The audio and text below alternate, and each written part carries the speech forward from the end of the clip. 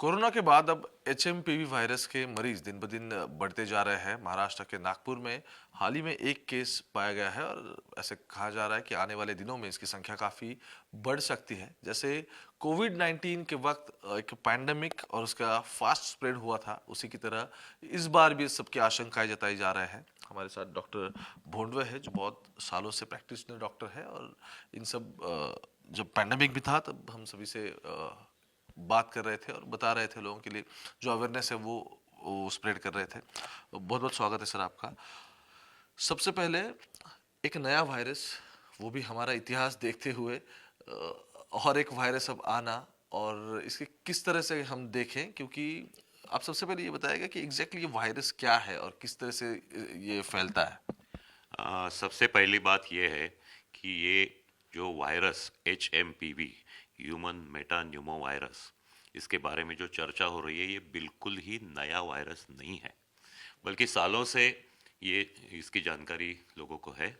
और 2001 में इसका पूरा आइडेंटिफिकेशन करके वो आइसोलेट हुआ है।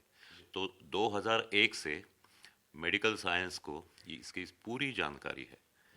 ये जो वायरस है ये सांस की बीमारी का वायरस है। वो जब शरीर में जाता है तो नाक से पानी बहना, नाक बंद होना, गले में दर्द होना, खांसी आना, बुखार आना, बहुत तेज़ बुखार आना, और उसके बाद अ, खांसी ये आगे चल के वो लंग्स को, फेफड़ों को बीमार करती है और न्यूमोनिया हो जाता है। लेकिन इस बीमारी का ये है कि ये बीमारी अक्सर ठंडी के दिनों में पाई जाती है। जब ठंड रहती है, जब मौसम बहुत ठंडी का रहता है तभी वो रहती है। और दूसरी बात है कि 5 साल से छोटे बच्चों में रहती है, और 65 साल के ऊपर जो सीनियर सिटीज़न है उनको वो उसकी ज़्यादा तकलीफ होती है। और जिनको कुछ बीमारियां रहती है जिससे उनकी जो रेजिस्टेंस पावर कम होती है उनको होती है, जैसे कि डायबिटीज़ ज़्यादा हो, या कैंसर की ट्रीटमेंट चालू हो, या HIV हो, उन लोगों में ये अक्सर ज़्यादा सीरियस रूप धारण कर सकता है। नहीं तो ये ज़्यादा से ज़्यादा 5 या 10 दिन में ख़त्म होने वाली बीमारी है। तो अब लोगों के बीच में अवेयरनेस तो हो ही रहा है, लेकिन उससे पहले तो घबराहट होती है क्योंकि पूरा इतिहास कोविड 19 का हमारा ऐसा है। तो चलो ये जल्दी से क्यूरेबल है, नो इश्यूज, लेकिन कोमॉर्बिडिटी इसमें कितना महत्वपूर्ण रोल प्ले करेगी, क्योंकि आप 5 साल के कम बच्चे हो या फिर 65 ईयर्स के, आपने कहा अगर कोई 50 साल का इंसान है लेकिन वो कोमॉर्बिड है, उसे कुछ अलग इश्यूज जैसे कि शुगर है, ब्लड के इश्यूज है, उसकी इम्यूनिटी कम हो गई है, तो ये कितना घातक हो सकता है। बात ऐसी है कि ये जो वायरस है ये ज़ोरों से फैलता तो है, बहुत तेज़ी से फैलता है, लेकिन उससे जो अपने शरीर पर जो परिणाम होते हैं वो इतने ज़्यादा सीरियस नहीं होते। जैसे कि लोगों में जो घबराहट है कि जैसे कोविड में कोरोना का विषय वायरस जब हमारे शरीर में जाता था तो दूसरे तीसरे दिन उसका ऑक्सीजन बहुत कम होता जाता था और उसको न्यूमोनिया हो जाता था। लोग वो स्कैन करके स्कोर वगैरह देखते थे। तो ये बात ऐसी है कि इसमें अ, बहुत कम लोगों में न्यूमोनिया होता है। न्यूमोनिया हो सकता है लेकिन जिनको कम रेजिस्टेंस पावर है उनको होता है। तो इन लोगों में ये खांसी ज़्यादा रहती है, उनका बुखार बहुत तेज़ रहता है, बुखार उतरती नहीं, उनका ऑक्सीजन थोड़ा सा कम होता है और डिहाइड्रेट हो जाते हैं लोग। तो इसमें इतना होकर भी वो अच्छी तरह से दवाइयाँ की, उसके उपचार किया तो वो ठीक हो जाते हैं। लेकिन इसमें जो डेथ रेट है, जो मृत्यु का दर है वो बहुत ही कम है। यानी जो इन्फ्लुएंजा बोलते हैं हम, जिसको फ्लू बोलते हैं, वो फ्लू में जितने लोग इससे मर जाते हैं उससे भी कम लोग इसमें मृत्यु हो जाते हैं। तो इसका मतलब ये है कि ये इतना ज़्यादा डरावनी बीमारी नहीं है।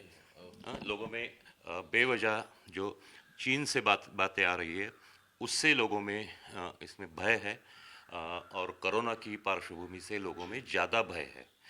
एक्चुअली चीन में जो दिखाया जा रहा है उसमें बिल्कुल आप भरोसा मत कीजिए। अपने देश में ये बीमारी सालों से देखी जा रही है। अभी कहीं कहीं कहीं बहुत कई राज्यों से इसका जो विश्लेषण आ रहा है उनका स्टडी सालों साल हो रहा है। बल्कि ICMR ने भी ये जाहिर किया है कि हर साल वो उसका HMPV का निगरानी रखते हैं और वो ट्रैकिंग भी करते हैं।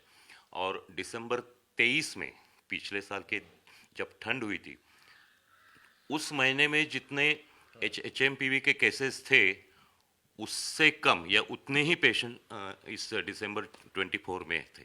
तो इसका मतलब ये बीमारी फैल नहीं रही है। और दूसरा जो डर है लोगों को कि ये शायद महामारी बन सकती है, वो कोरोना की बैकग्राउंड से। लेकिन एक पूरा इत्मीनान रखिए कि इसमें ये महामारी फैलने के चांसेस बिल्कुल ही नहीं है, बिल्कुल ही कम है, क्योंकि सालों साल ये बीमारी आ रही है। खाली भारत में नहीं, चीन में भी आती थी, जापान में आई है, मलेशिया में थी, अमेरिका और कनाडा जैसे बहुत जो अग्रणी देश है, उनके उधर भी ये बीमारियां देखी गई है। लेकिन इस बीमारी से अभी तक कोई भी पैंडेमिक या महामारी फैली नहीं, तो इस टाइम भी वो नहीं फैलने वाली। सर, देखो, अगर मैं बाधित हुआ हूँ तो किस तरह के प्रिकॉशंस मुझे सबसे पहले सॉरी, अगर मैं बाधित हुआ हूँ तो इसके सिम्टम्स मुझे प्राइमरीली क्या दिखाई देंगे, प्राइमरी सिम्टम्स, और अगर मुझे बाधित नहीं होना है तो किस तरह के प्रिकॉशंस मुझे लेने पड़ेंगे? बात यह है कि इसमें आप जो उसके लक्षण पाए जाते हैं, उसमें और अपने आम जो सर्दी खांसी या फ्लू जैसी बीमारी में कोई फर्क नहीं है। वैसे ही नाक बहती है, गले में दर्द होता है, खांसी आती है, बुखार आता है।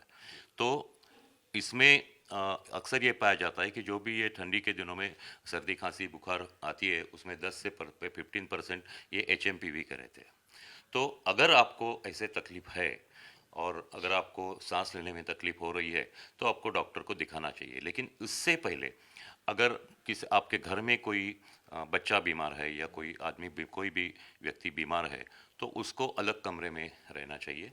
उसके पास आप जाओगे तो मास्क पहन के जाना चाहिए। हाँ, उसका जो खाने के जो बर्तन है, ये सब साफ सुथरे रखने चाहिए। हाँ, तो ये तो आम जो प्रिकॉशंस है वो तो लेनी चाहिए। उसके साथ आपको खुद को नहीं हो, इसलिए जब आप बाहर जाओगे तो मास्क पहनना ज़रूरी पड़ेगा। जहाँ पर भीड़ होती है, भीड़ की जगह पर आपने जाना मुनासिब नहीं है, तो ये उधर नहीं जाना चाहिए। और तीसरी एक जो बात है कि जो कोविड के टाइम में बताया गया था, वही बात है कि अ, हाथ, जब हम कोई भी खाना खाते हैं या किसी भी वजह से हम नाक को या मुंह को हाथ लगाते हैं, तो वो हाथ अच्छी तरह से साबुन पानी से धोना है। इससे ज़्यादा कोई इसमें प्रिकॉशंस ऐसी नहीं है। और अगर आपको जो जिससे रेजिस्टेंस पावर कम रहती है, ऐसी कोई बीमारी है, यानी आपको डायबिटीज़ है या कैंसर की कोई ट्रीटमेंट हो चुकी है, या कोई आपको बहुत कमज़ोरी है, या छोटे बच्चे हैं 5 साल से छोटे, 65-60 के ऊपर के, उनको अगर प्रिकॉशन ही लेनी है तो उन्होंने इन्फ्लुएंजा का जो वैक्सीन रहता है वो लेना चाहिए। एक आखिरी सवाल सर, कोविड के दरमियान ऐसा था कि एक नया वायरस था या फिर म्यूटेशन उसमें बहुत दिखाई दे रहे थे, तो जो वैक्सीन बन रहा था, वो वैक्सीन बनने के प्रोसीजर तक और वो कंप्लीट होने तक हमें बहुत, मतलब जितनी हमारी यंत्रणा है वो पूरी काम पे लग गई थी, जो जुटी हुई थी, लेकिन उस पर लोड बहुत आ गया था क्योंकि एक ही वक्त में बहुत सारे पेशेंट्स हॉस्पिटलाइज हो रहे थे। वैक्सीन आने के बाद ये सब ऑटोमेटिकली कम हुआ क्योंकि बैलेंस हो गया वो बाद में, और जिन्हें हुआ नहीं था वो भी प्रिकॉशनरी वैक्सीन ले रहे थे। Is there any specific vaccine or medicine available for this disease? इस बीमारी के लिए कोई भी स्पेसिफिक वैक्सीन अब तक नहीं बना है। हाँ, इसकी वजह यह है, वैक्सीन तभी बनता है जब किसी बीमारी वो जानलेवा रहती है और बहुत ज़्यादा लोग इससे उनकी मृत्यु हो जाती है। इसलिए इसका अब तक वैक्सीन नहीं बना है। लेकिन अगर ये बीमारी फैल गई, अगर समझो ऐसे पूरे दुनिया में फैल गई, तो इसका वैक्सीन बनने में कोई प्रॉब्लम नहीं होगा और बहुत जल्द से जल्द ये हो जाएगी। क्योंकि कोविड के टाइम कैसे था कि कोविड जब आया था, वो बिल्कुल ही नया, किसी को भी उसके बारे में मालूम नहीं, ऐसा वायरस था। उसको शुरू में तो न्यू कोरोना वायरस ऐसे ही नाम दिया था। तो ये ऐसा नहीं है। एचएमपीवी 2001 से उसकी पूरी जानकारी मेडिकल साइंस को है, तो उसका अगर वैक्सीन बनाना है तो वो बहुत जल्द बन सकता है, क्योंकि उसका स्ट्रक्चर और बाकी सब गुणधर्म लोगों को मालूम है। और अभी आर्टिफिशियल इंटेलिजेंस के साथ ये वैक्सीन बनने की जो प्रक्रिया है वो बहुत ही जल्द हो जाती है।